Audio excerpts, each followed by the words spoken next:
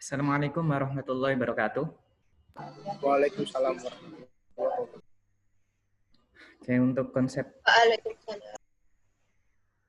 Oke, untuk konsep teknologi informasi pada hari ini kita akan bahas mengenai IoT. Mungkin teman-teman juga sudah banyak yang tahu ya, IoT itu apa? Infochip.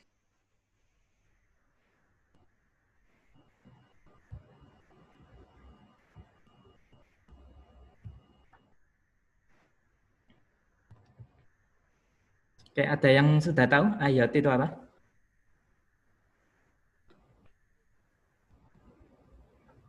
Internet of Things, Pak. Internet of Things. Apa itu maksudnya?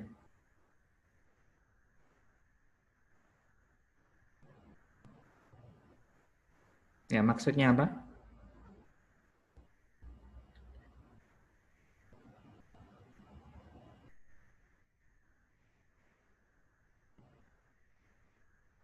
Oke, ada yang bisa menjelaskan apa itu IoT?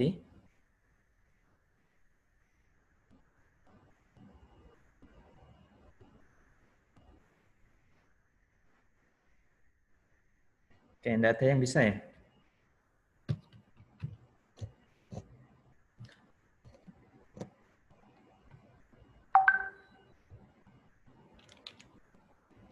Ya, saya lanjutkan aja, salahnya nggak ngerti. Kayaknya di sini sudah ada yang ikut riset grup kan ya?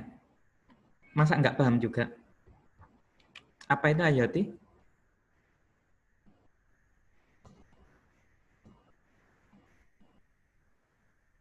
Halo, ada yang bisa menjelaskan?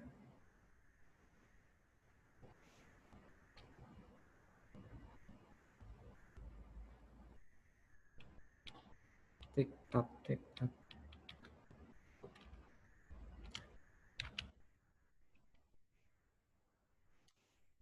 Oke, saya jelaskan dari awal ya kalau gitu ya. Baiklah. Oke, untuk IoT sendiri, kepanjangannya sudah tahu ya, Internet of Things. Nah, jadi yang dimaksud dengan IoT di sini adalah sebuah konsep, ya, sebuah konsep teknologi di mana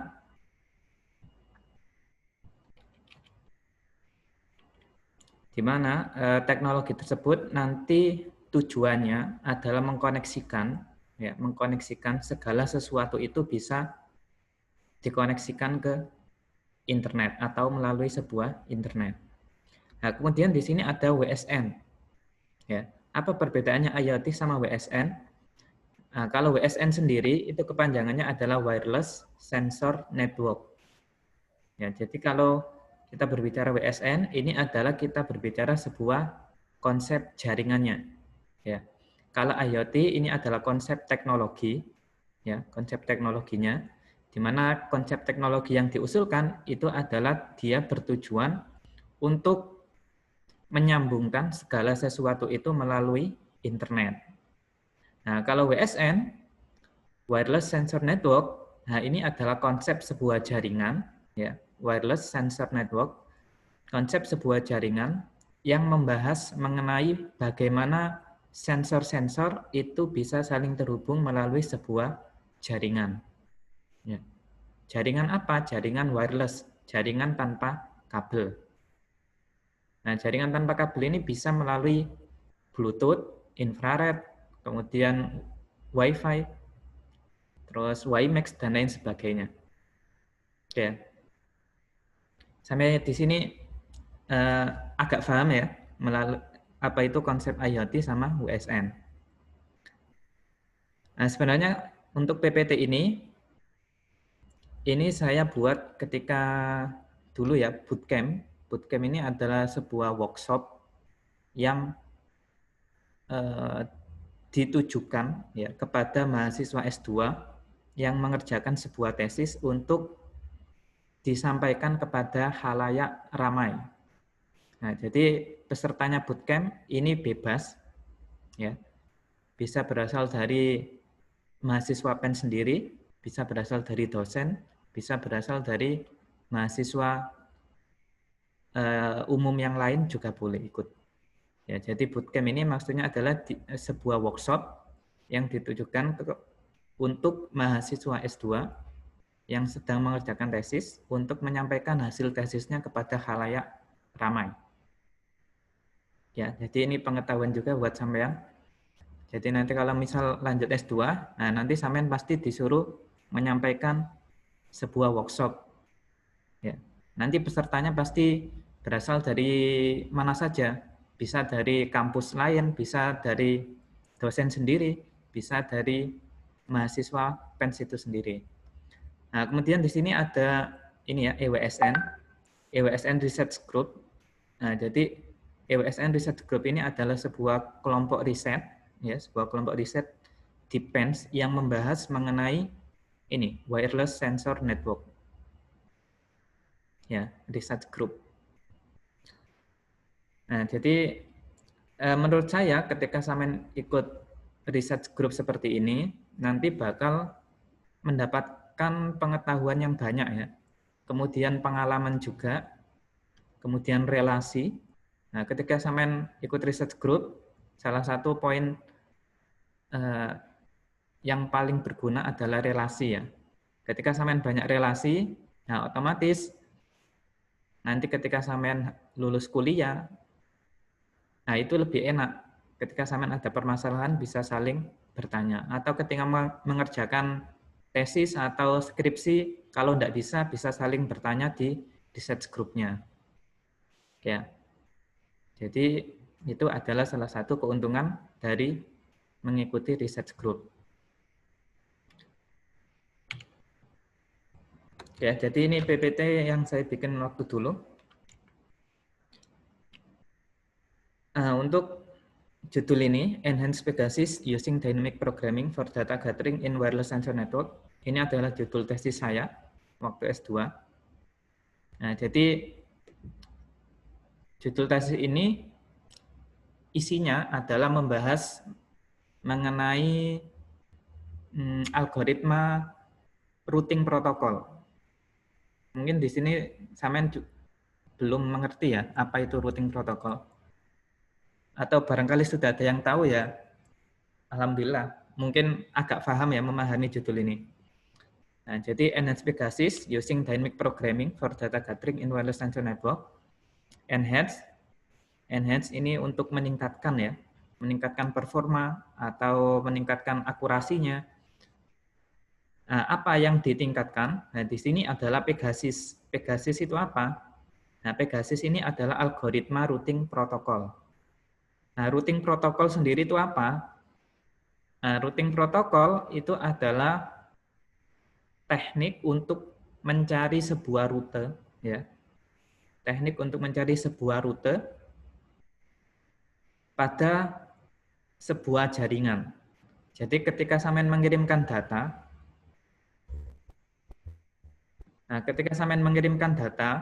nah itu kan harus dikirim ke alamat tujuan. Nah, ketika mengirim ke alamat tujuan, itu kan harus mengambil jalan mana yang akan ditempuh. Nah, untuk mencari keputusan jalan mana yang akan ditempuh, nah itu digunakan sebuah algoritma routing protokol. Ya, algoritma routing protokol. Nah, jadi ketika sampean mengirimkan data melalui sebuah jaringan internet misal ya, nah itu sebenarnya nggak sesimpel yang kita pikir ya. Nah, jadi sebenarnya kalau kita berbicara sistem di dalam sebuah jaringan, nah itu lebih kompleks.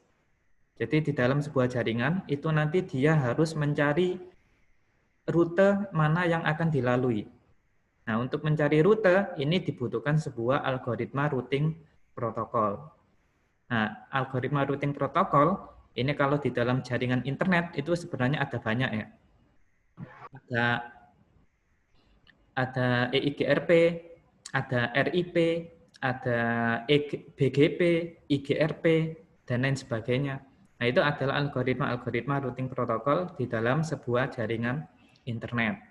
Nah, kemudian kalau Pegasus ini apa? Nah, Pegasus ini adalah routing protokol, tetapi dia bukan untuk jaringan internet, nah, tetapi lebih ke jaringan ini, wireless sensor network. Jaringan sensor tanpa kabel. Ya, jadi lebih digunakan pada wireless sensor network. Ya, jadi ketika kita berbicara konsep topologi jaringan, konsep jaringan, nah itu ada banyak ya. Bluetooth itu juga termasuk konsep di dalam sebuah jaringan ya. Ada WSN, ada WBAN, ada WLAN, ada WAN, MAN, nah itu juga termasuk konsep jaringan. Nah, kalau yang membahas tentang sensor, nah itu ada namanya wireless sensor network. Nah, kenapa kok sensor ini sangat perlu dibahas di dalam IoT? Nah, karena ketika sampean pengen mengkoneksikan segala sesuatu terhubung ke internet, salah satu kunci utama ya, salah satu kunci utama yaitu sampean harus mengimplementasikan sebuah sensor. Ya, contohnya misal sampean membuat smart home.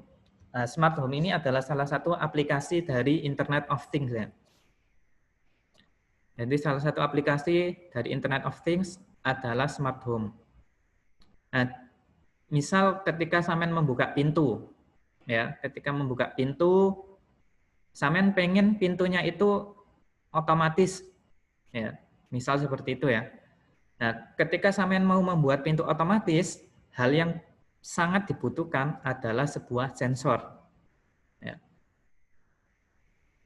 Sensor ini nanti ada banyak macamnya ya. Bisa sensor gerakan, bisa sensor suhu, bisa sensor kelembapan, sensor temperatur, dan lain sebagainya. Nah, kalau misal pengen membuka otomatis pintunya, bisa dikasih sensor gerakan.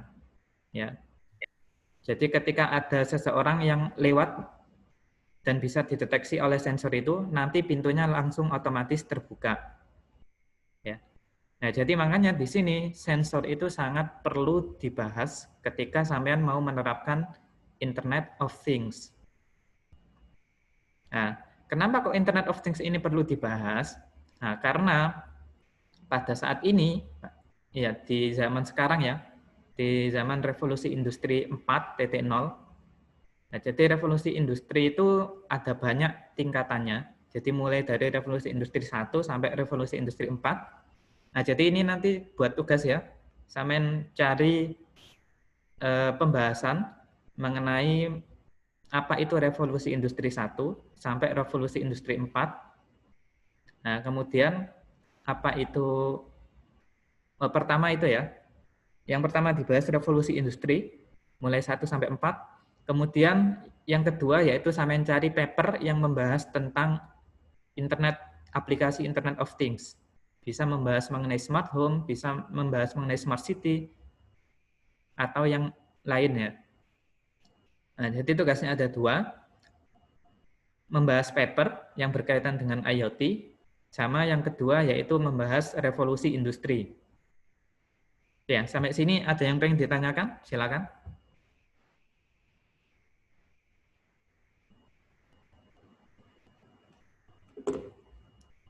Ada yang pengen ditanyakan?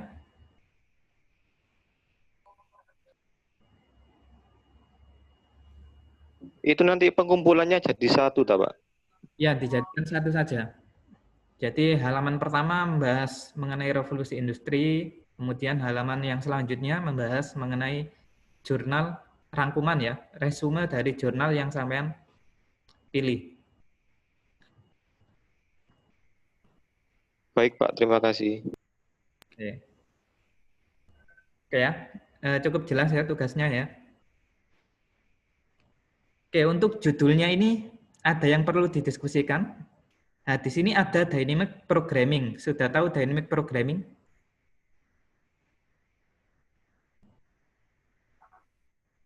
Ada yang sudah tahu dynamic? Belum, Pak. Nah, jadi ketika kalian belajar di apa ya, mata kuliah, ini di mata kuliah Artificial Intelligence, nanti sampean akan ada sedikit menyinggung dynamic programming. Nah, dynamic programming yang saya ajukan di sini adalah digunakan untuk mencari rute yang paling baik. Nah, jadi dynamic programming ini adalah algoritma yang digunakan untuk mencari rute terpendek. Ya, mencari rute terpendek dari sebuah jalur.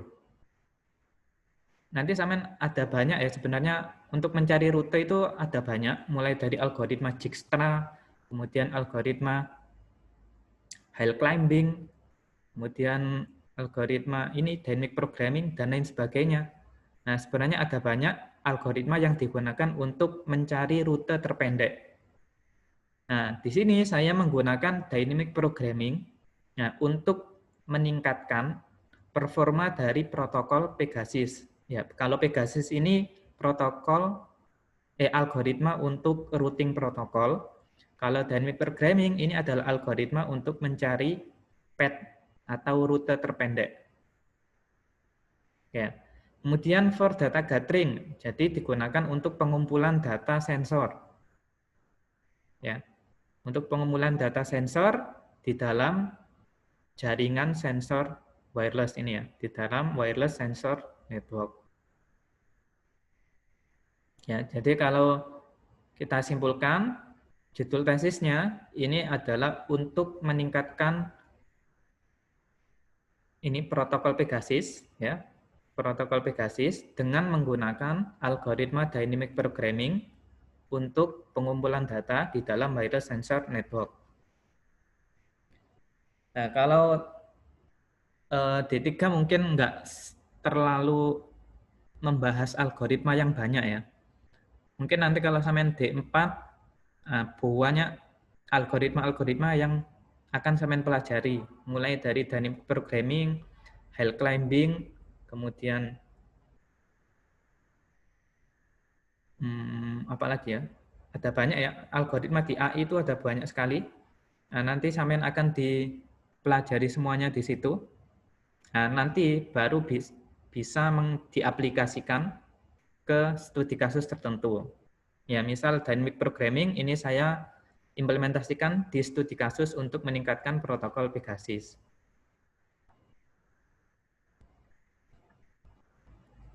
Nah, kemudian ya sedikit cerita juga, ketika sampean mau mengumpulkan sebuah judul skripsi atau tesis, itu usahakan harus banyak membaca jurnal, paper, atau buku-buku yang lain. Soalnya judul itu biasanya bisa kita dapatkan berasal dari membaca, ya, berasal dari membaca jurnal-jurnal atau skripsi-skripsi orang lain. Nah, itu nanti baru akan muncul ide-ide yang bisa sampean gunakan untuk diajukan ke proyek akhir. Ya. Jadi judul-judul seperti ini ya kita buat sendiri. Enggak apa namanya? Mengandalkan judul dari dosen. Nah, jadi sampean harus belajar mencari judul sendiri dengan cara memperbanyak membaca jurnal, paper, atau buku yang lain. Ya, jadi saya harapkan nanti setelah sampean cari beberapa jurnal, nanti sampean bisa dapat ide. Nah, misal nanti saya pengen pada waktu PA-nya ya, atau misal habis baca itu nanti pada waktu ada lomba-lomba, saya pengen bikin aplikasi seperti ini. Nah, misal bikin ini, aplikasi untuk memantau kendaraan kita, misal kayak gitu ya. Jadi di sepeda motor, nah itu nanti dikasih GPS, kemudian bisa dimonitoring melalui HP, nah kemudian bisa dimatikan dan dinyalakan melalui HP juga.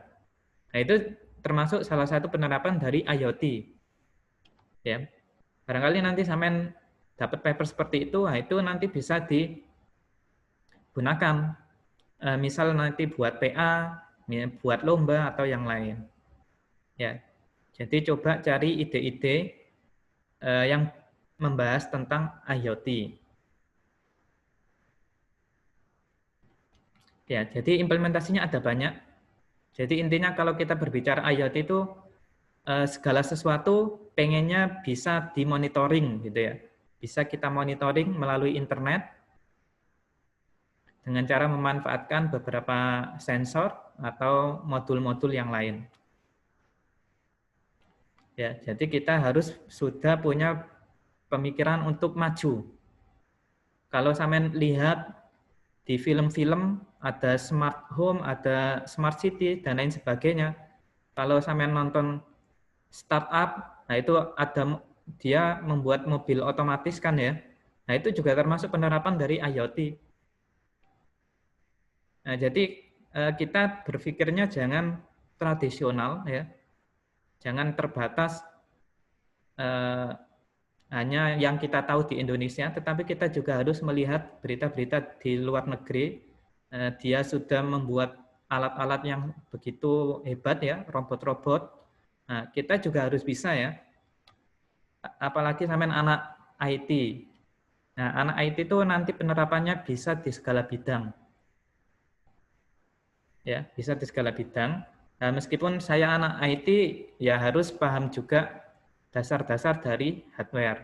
Nah, meskipun nanti sampean pada waktu pengerjaannya kok enggak bisa, nah, sampean bisa ini koordinasi atau bisa ajak join anak-anak yang paham elektro. Nah, nanti dijadikan sebuah tim. Oke ya. Jadi harus explore. Nggak boleh terbatas hanya belajar web saja. Nah, itu juga harus dikembangkan ya, apa namanya, inisiatifnya, inovasinya itu juga harus dikembangkan. Ya boleh sampean belajar web terus ya juga enggak masalah. Kalau emang sampean fokusnya pengen nanti pada waktu habis lulus saya fokusnya ke website misal ya. Ya enggak apa-apa sampean belajar web terus. Nah, tapi harus diselingi juga untuk membaca referensi-referensi yang lain. Ya, jadi nanti skill web sampean itu bisa diterapkan di segala bidang. Oke ya, seperti itu. Ini masih membahas judul ya.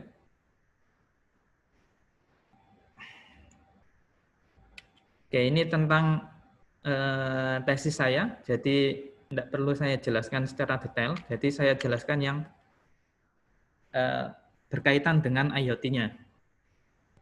Oke, jadi gambarannya seperti ini ya.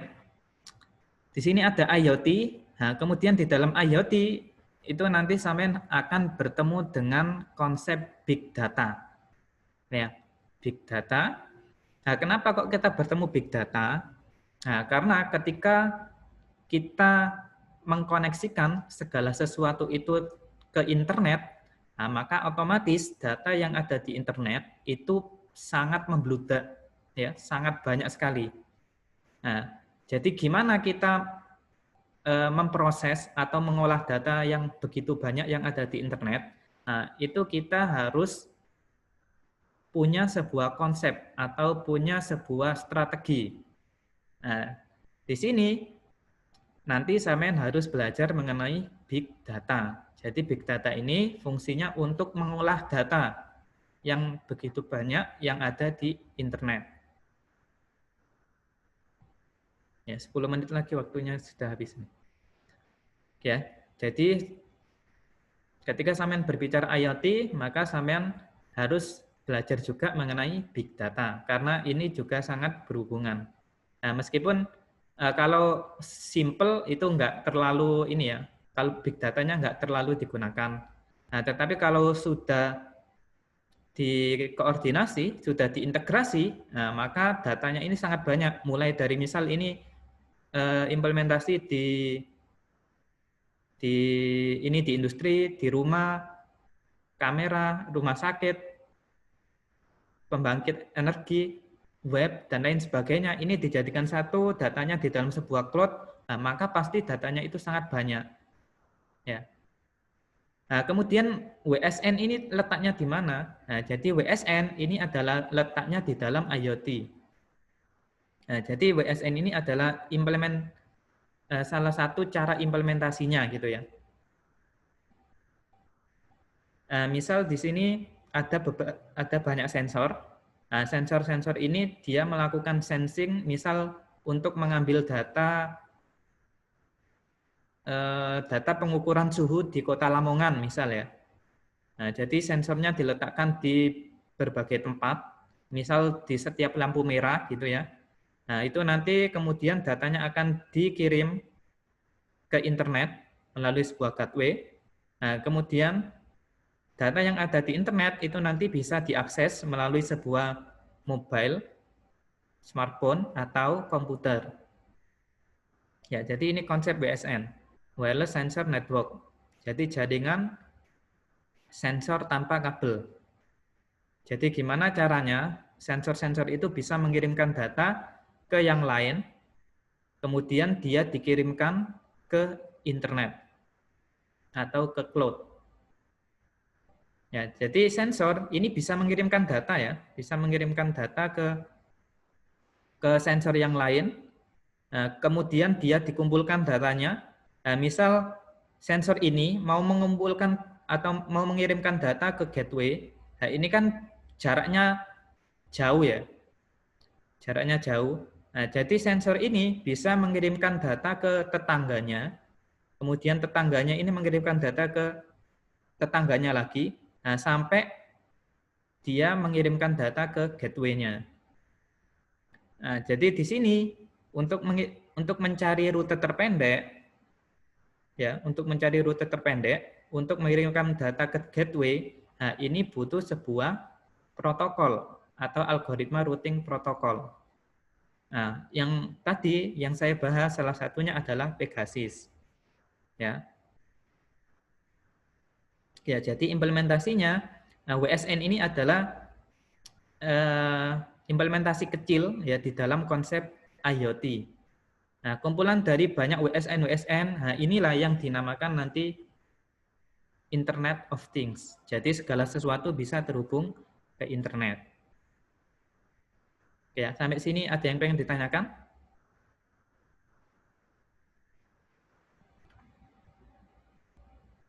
Halo? Ada yang pengen ditanyakan?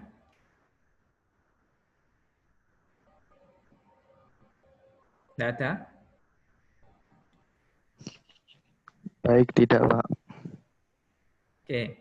Nah, kemudian di big data sendiri ini nanti ada banyak prosesnya ya, mulai dari data complexity. Jadi data yang banyak itu nanti dia akan dibagi menjadi ini ya, variasinya sama velocity-nya. Kemudian dia dimasukkan, dijadikan satu ke dalam volume data dan disimpan di database. Nah, kemudian di database ini nanti juga ada banyak ada banyak prosesnya, mulai dari melakukan training data, analisa, query, sama reports. Ya, mungkin nanti bisa dipelajari lagi di mata kuliah selanjutnya ya. Nah, jadi di sini saya jelaskan konsep dasarnya. Ada IoT, Big Data, kemudian ada wireless sensor.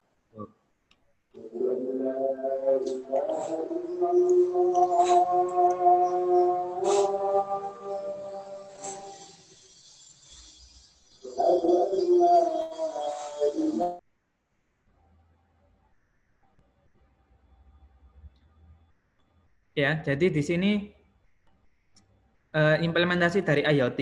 Jadi IoT ini yang paling banyak diterapkan adalah di bidang industri. Ya, kalau kita lihat di sini Amerika itu hampir 43% industrinya sudah menerapkan konsep IoT. Di Europe 30%, Asia Pasifik 20%. Jadi di Asia ini masih sedikit ya penerapan bidang IoT-nya. Nah, jadi di sini ada rankingnya ya. Yang paling banyak diterapkan di bidang industri, smart city, smart energy, connected car, ya ini connected car, others, smart agriculture, dan lain sebagainya. Nah, jadi ini adalah penerapan-penerapan di bidang IoT. Nah, ini pada tahun 2016. Kalau 2020 ini sudah sangat berkembang ya, sudah sangat berkembang penerapan dari IoT. Jadi kemungkinan sudah tidak 43% lagi di Amerika, mungkin lebih dari itu. Trennya ya, ini tren tentang IoT.